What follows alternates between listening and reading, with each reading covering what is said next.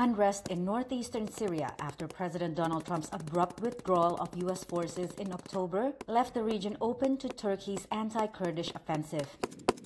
Weeks later, a Pentagon report showed that the U.S. decision to withdraw has given the Islamic State terror group opportunity to rebuild. Our position in Syria is more fragile, more complicated now than it was before President Trump made the agreement with President Erdogan.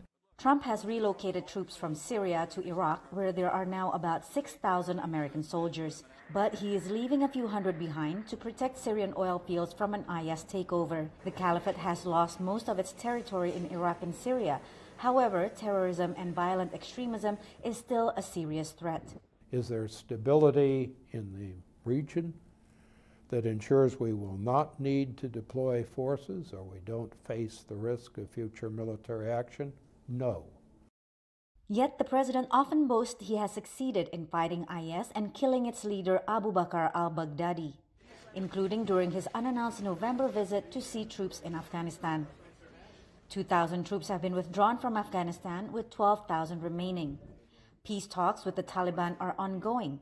And we're going to stay until such time as we have a deal or we have total victory. And they want to make a deal very badly. Trump campaigned on taking a harder line against Tehran and has been ratcheting up sanctions after scrapping the nuclear agreement.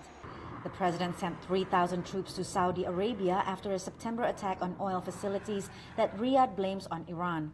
Months earlier, he vetoed bipartisan efforts in Congress to end Washington's support of Saudi's war in Yemen. Critics say the moves collectively do not add up to a clear foreign policy. We don't have a clear strategy for ending that conflict.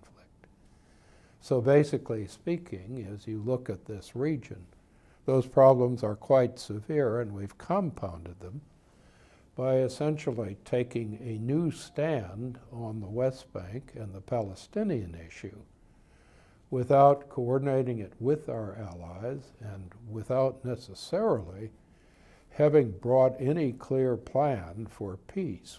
Meanwhile, the U.S. has 28,000 troops in South Korea to deter its neighbor. Trump's talks with Kim have failed to halt Pyongyang's missile tests, with officials promising a Christmas gift at the end of the year.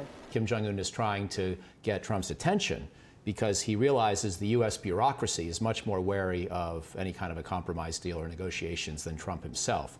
Roughly 200,000 American troops are deployed all over the world out of 1.3 million total armed service members. Patsy Kuswara, VOA News at the White House.